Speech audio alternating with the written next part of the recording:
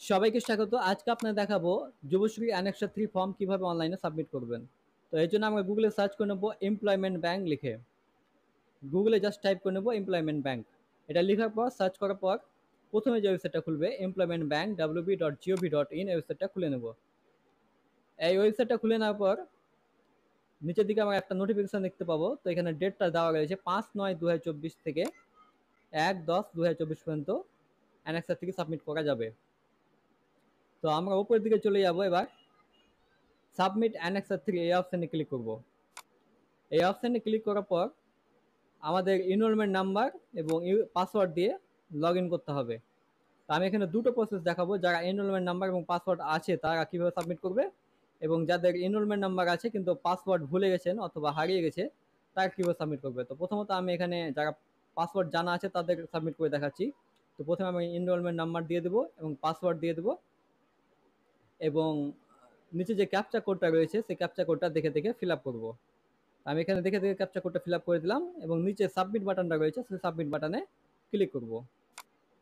Submit বাটনে click করার পর নতুন একটা পেজ খুলে যাবে। এখানে দুটো অপশন রয়েছে, skill development and self employment. তো আপনারা স্কিল ডেভেলপমেন্টে ক্লিক করবেন এবং সাবমিট চয়েস এই অপশানে ক্লিক করবেন।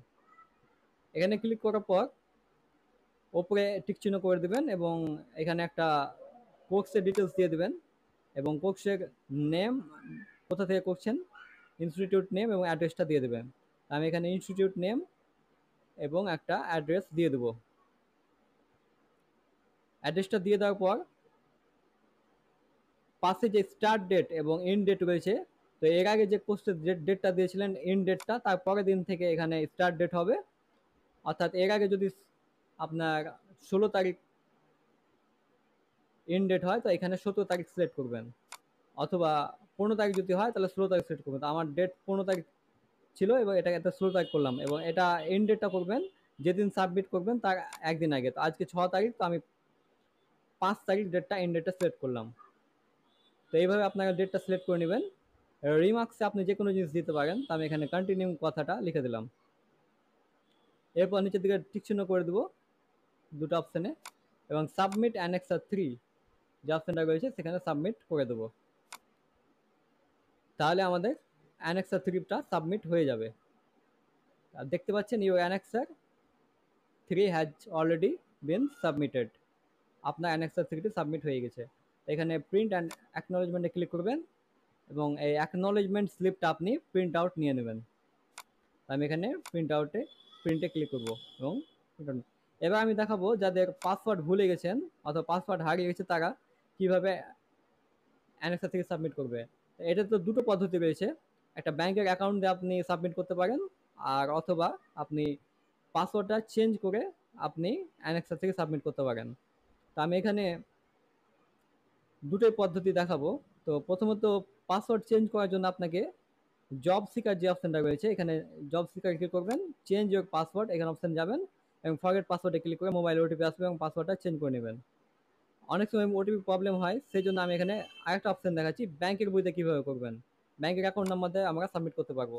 তো এর জন্য আপনাকে এনরোলমেন্ট নাম্বারটা এখানে দিতে হবে।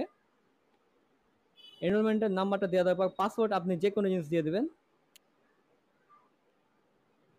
পাসওয়ার্ডটা যে কোনো জিনিস মানে সাবমিট অপশান ক্লিক করবেন।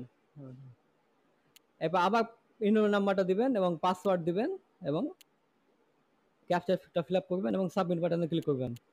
এরকমভাবে আবার দিবেন। পরপর 3বার আপনাকে এনরোলমেন্ট নাম্বার এবং যে কোনো পাসওয়ার্ড দিয়ে এখানে সাবমিট করে দেবেন। সাবমিট করার পর এখানে ব্যাংকের অ্যাকাউন্ট অপশানটা চলে আসবে এবং এখানে ব্যাংকের অ্যাকাউন্ট অপশানে চলে আসার পর এখানে যে অ্যাকাউন্ট আপনি যুবশ্রীর টাকাটা পান সেই অ্যাকাউন্ট নাম্বারটা এখানে দিতে হবে। এখানে আপনার যে অ্যাকাউন্টে আপনি টাকা পান সেই অ্যাকাউন্ট নাম্বারটা এখানে দিয়ে দেবেন এবং নিচে সিকিউরিটি কোড অর্থাৎ ক্যাপচা কোডটা রয়েছে সেই সিকিউরিটি কোডটা দিয়ে দেবেন।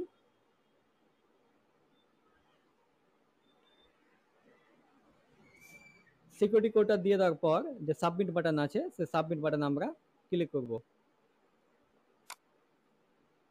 সাবমিট বাটনে ক্লিক করার পর আমাদের পেজটা ওপেন হয়ে যাবে। যেভাবে আমরা ইউজার আইডি এবং পাসওয়ার্ড দিয়ে খুলি সেভাবে। এখানে দেখতে পাচ্ছেন স্কিল ডেভেলপমেন্ট এবং সেলফ ইমপ্লয়মেন্ট। তাহলে স্কিল ডেভেলপমেন্টে ক্লিক করবেন এবং সাবমিট চয়েসে ক্লিক করবেন। এরপর আমাদেরকে এখানে একইভাবে এই 3টে জায়গায় আপনার টিক চিহ্ন করে দিবেন এবং name and address of training institute সেটা ফিল আপ করে দিতে হবে। তো আমি এখানে নেম এবং address of the training institute fill up করে নেব।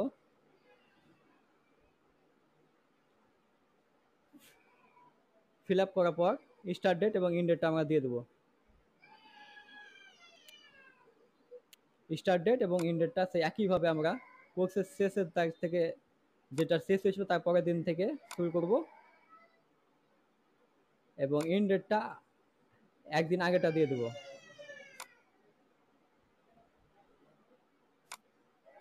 রিমার্কসে আপনি যে কোনো দিতে পারেন, কোর্স কন্টিনিউ বা রানিং অথবা কন্টিনিউ শুধু লিখে এখানে দিতে পারেন।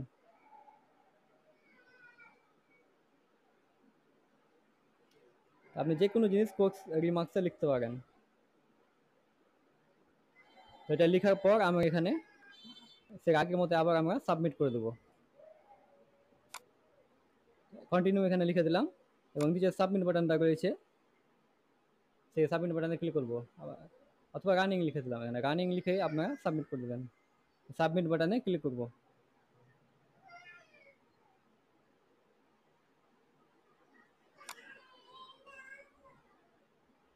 Your annexer has been submitted successfully. আপনার অ্যানেক্সের ফর্মটি সাবমিট হয়ে গেছে এবং প্রিন্ট অ্যাকনোলেজমেন্টে ক্লিক করে আপনি অ্যাকনোলেজমেন্ট স্লিপটা প্রিন্ট আউট নিয়ে দেবেন। এবং এটাই ছিল আজকের ভিডিও, এবং এই ধরনের ভিডিও পেতে অবশ্যই চ্যানেলটিকে লাইক এবং সাবস্ক্রাইব করবেন। Thank you, thanks for watching.